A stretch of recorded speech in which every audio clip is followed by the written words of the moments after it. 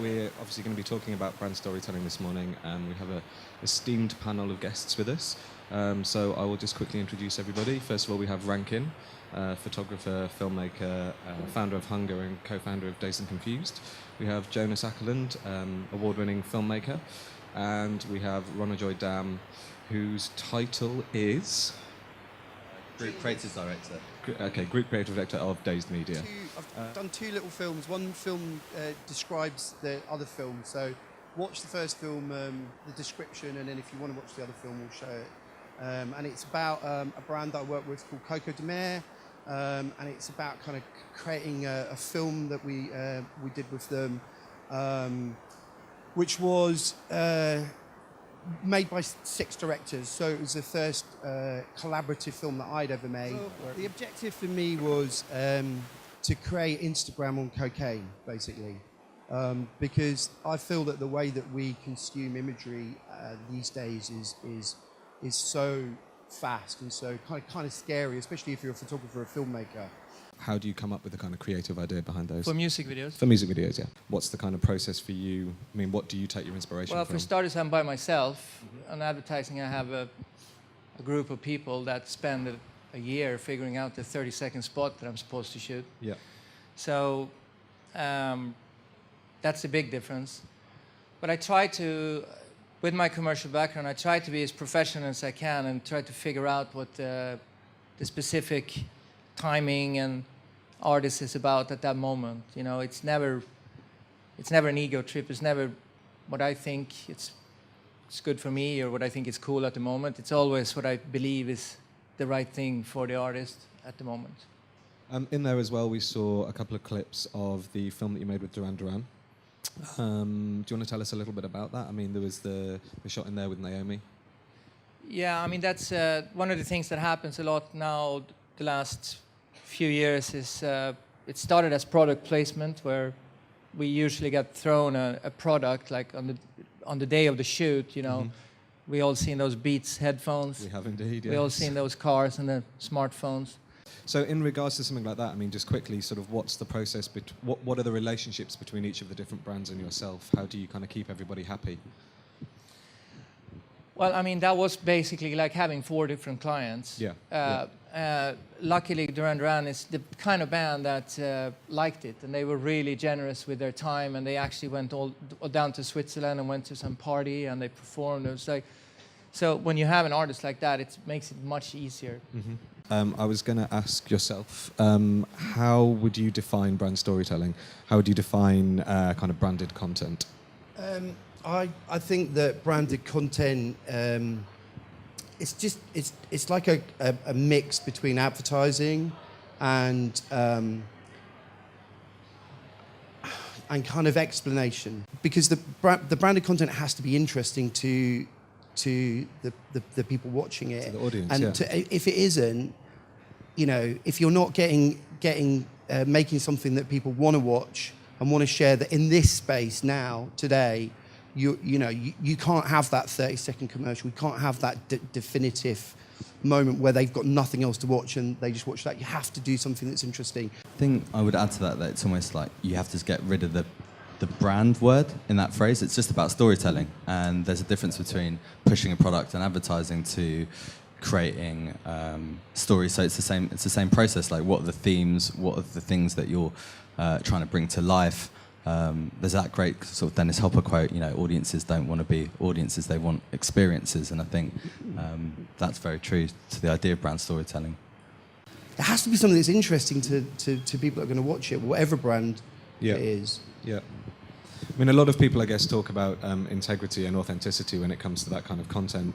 Do you think that is really important, or is it about how you kind of package it and push that onto the audience? Do you think the audience do actually differentiate?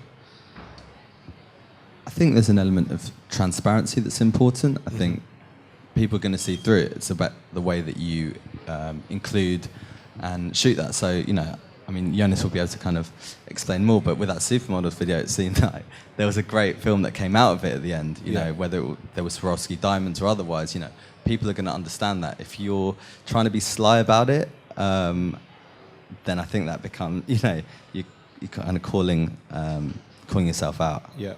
Yeah. So what would classify as being sly in your opinion? Well, a lot, product placement. Yeah. I think we've all seen a lot of the Bond films where there's Yeah. that pause and the moment where, are you wearing a Rolex? No, I'm wearing an Omega. And, you know, it's like sort of really hackneyed rather than him just wearing a really like great Rolex throughout the film. You know, so I think it's when you labour a point too much that it becomes a bit like the woman doth protest too much. So. Do you think it's important, I mean, to all of you, do you think it's important to maintain some sort of integrity to what the brand represents themselves, or do you think that you can create a piece of content that just kind of features them but tells a different story? Well, I always think about the brand a lot, and I always put that in the first room because that's in advertising, of course, but also in music videos. I always saw music videos as commercials. That was my approach from the beginning. Now we don't sell albums anymore, so there's not really anything to sell anymore, but we still try to approach them as brands and try to, you know. And my job was never to change a brand or to tell them how to do it. My job was always to figure out what it is they really say, because they usually, like Rankin say, they think they know everything, but the truth is that you got to translate and filter what they say and try to make that into reality, you know. So it's a lot about how you take feedback and how you take in what they actually, the brief that they give you. It's not really translates well into reality. So that's kind of like where I see myself in the middle of all that. Slightly off topic, but I mean, just going back to what you were saying about not selling albums, has that changed the way that you approach a brief for a music video? Yeah, well, I'm a fucking dinosaur in music videos. So I was there when it started, and I was there when it was creative and fun, and you can do anything you want. And I was there when MTV dictated everything and censorship killed it all, and I was there when it completely died, and I was there when Gaga brought it up to internet level and made it fun again. And now we rate it with hits on YouTube. I have about 3 billion hits on YouTube, which is a good one, but I haven't made 1 cent out of it, so it depends on how you see it. Maybe you not know? so much. So it depends on how you see it, but so I kind of been there, you know, I'm probably the only one that still is hanging in there and still think it's fun to This is do the best, music. though. Well, I got nothing else to do, but I still look for that one thing that makes it. I always look for that one reason why I should do it again, and I always say that every video I do now is the last one I do, and then I do another one. What do you think the relationship is between the creative, between the brand, and between the platform that you're actually aiming to produce for? I mean, Rankin with X, did you have an idea of where it was going to go beforehand? Yeah, we knew it was going to live on YouTube, so we knew that we had to, you know, have as little actual overt sex in there. Yeah. So it was that fine line, because they do take it down. So, you know, for us, it's like 2.5 minutes seemed like a really great amount of time for a sexual experience. You know, so Sounds like most of mine, to be honest. yeah. So, you know, but most brands really hate you doing something that's more than a minute, which it never makes sense to me. If it's good and if it's, you know, it's something that you're interested in, and we definitely didn't think everybody would like X. We knew it was going to be Marmite, you know, for a lot of people. But you take that risk, and you know, that's what's exciting. You can't, you know, I totally agree with Jonas. You have to work, you have to collaborate with the brand. Yeah. But sometimes the best things they can do is just give it all to you and say, you know, do the best, because, you know, we are supposed to be the experts at it.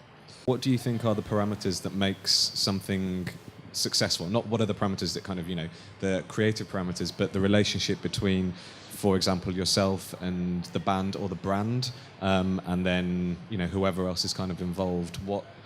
How does that work in order to kind of make something happen, to make it successful? I mean, that's if we all knew that, we would, you know, all be very happy. I have no idea, but to me personally, projects could have success on different levels. You know, a happy client is a success for me. You know, and a lot of sales is a success. You know, and you know, shaking hands and being friendly at the end of it could be a success. You know, it's to me all kinds of different levels of success every time we do it. Okay. And Rankin? Exactly the same. Yeah. I mean, it's hard to know sometimes if people are even happy with the job you've done. The client? Yeah, it's very strange. Sometimes you walk away and you go, because they're so used to kind of being nice to everybody. Yeah. Yeah. Also, it's like, sorry to interrupt. That's okay. In advertising, by the time the stuff is out, I'm so far off, so I never really hear how it works. I never really know if my stuff works. Nobody ever tells me. There's no follow-up. There's not like an email like a year later saying that, it worked. Especially with music videos. Well, music videos now we at least have YouTube, so we can see if people like it, and we can read about it if we want to spend time on that, and we can see. The people are very bad at saying thank you. Right. Yeah. Okay. I find. Yeah. They never say thank. They go. Oh, you never get an email going, "Oh, thanks, that's brilliant." Right. Well, we can thank you now for all the stuff you've Thank done. you. No, thank you. I think we should give everyone a round of applause. It's true. Yeah. It's really weird. It's quite rude, I think.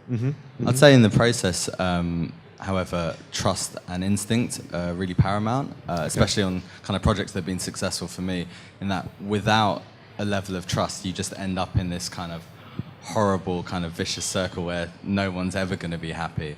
And similarly with instincts, you know, if you're constantly just questioning and not sure, then things, you know, you can end up on certain projects, you know, 2 years down the line and no one's still kind of made a decision on it.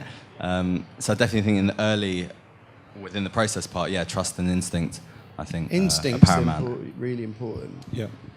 Usually when they call again, you know it worked. Yeah. That's true. So trust and instinct, I mean, how do you kind of gauge that? Do you just really, I mean, is there any way of sort of saying, okay, this is the right thing to do, or do you just have to literally kind of... It's your gut. It's like what your gut's telling you. If you think that it's wrong, that's what I meant about the honesty thing. It's like sometimes you'll be quite far down the road in a project and you'll just go, this is not right, there's something wrong. And it's your job, in a way, to be the person that goes, I don't think this is right. And it's very hard to do that, especially in a room, especially if you're working with an agency, because they have account handlers or, you know, people that deal with the client, and they absolutely hate you telling the truth. But it is important to do that. Ronajoy, what happens when somebody brings something back that you don't like? It depends who's bringing it back, doesn't it? I think you have to understand why you don't like it. Yeah. And whether and on that basis, I think it's kind of working with that kind of person to kind of develop it. If you think it's because they're not necessarily like fulfilling their potential, or it's totally kind of off the original kind of concept, then there is a reason, as opposed to just I don't like it. Yeah. So I think it's always ensuring that there's a collaborative process in that, rather than just dismissive. And I think, you know, I've been on the receiving end of that as well, and I think that goes back to my point about trust. Like, as a client, you know, when I've been on the client side, or if I've been presenting something to a client, there needs to be a kind of a solid reason and a constructive one of where you go beyond that, as opposed to a client just saying, I don't like it, do it again or do it different. The bigger reactions, the better, you know. And usually, if it's hated, it's more loved on the other side. So, you know, You want people to feel passionate about it. Yeah. Because if there's a bit of passion, whether it's hate or love, then you know that something's touched a nerve. the worst part is if nobody feels anything. Then it's nothing. Yeah. We've all had those, you know. Really? I have.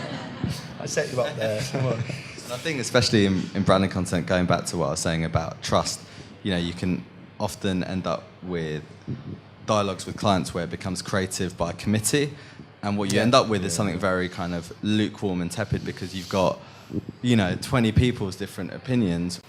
I mean, I know Vice recently have kind of been talking about feeding some of their content onto television, which to me, you know, the idea of a piece of television being or a film in that sense being kind of native or branded content really blurs the line. I mean, how do you guys feel about that?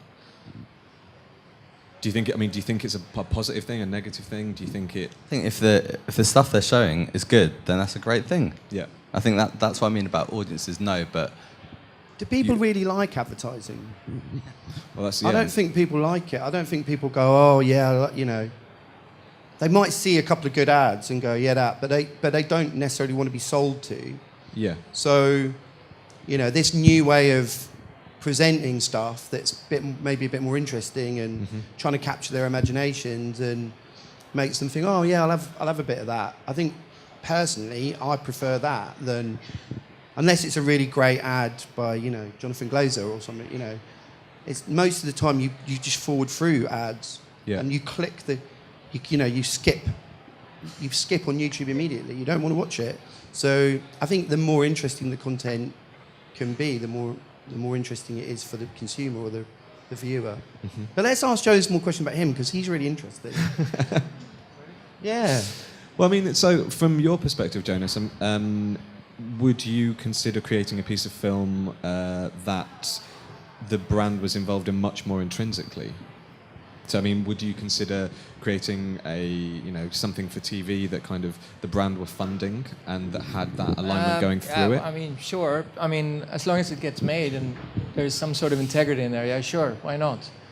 I kind of like that when, for me, working mostly in entertainment, when the line between entertainment and advertising is kind of like disappeared, it opened up a lot of new, doors. So I don't mind it. And I don't really see the difference now between TV and movies and what we do. And it's kind of like a blur, which is creative. Do you think anybody does? I think so. I don't know. You mean the audience? Yeah, yeah.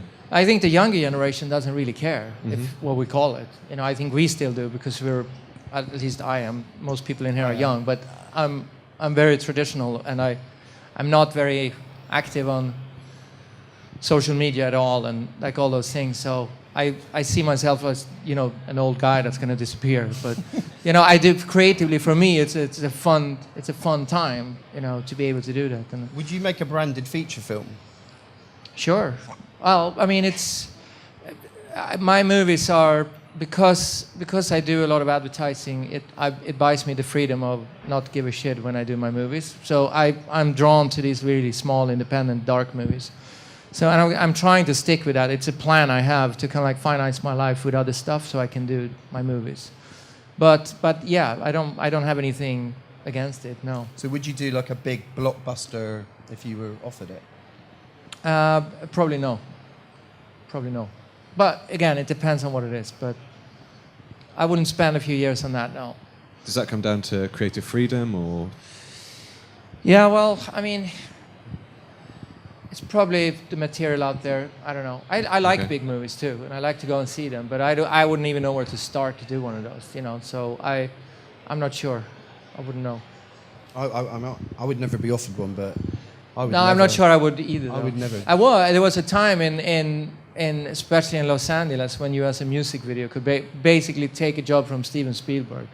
Hollywood always look for what the flavor of the month is. And there was a time when music videos directed, and a lot of them did. Some of them are more successful than others. Michael Bay and David Fincher and all those guys. They made a big career out of it. But most of them, did that one big blockbuster movie and never did anything else. Are we going to get to a place where there is no line between what is branded and unbranded content? Hopefully, yeah. Yeah, sure. From your perspective as well, Juan Joy? I mean, this goes back to Rankin's point, I think. Interruptive advertising is just boring. No one wants it. So you just want great, just great creative all around. And I think that can be anything. I don't think that's going to be kind of markedly different. You just want to see better stuff and more of it.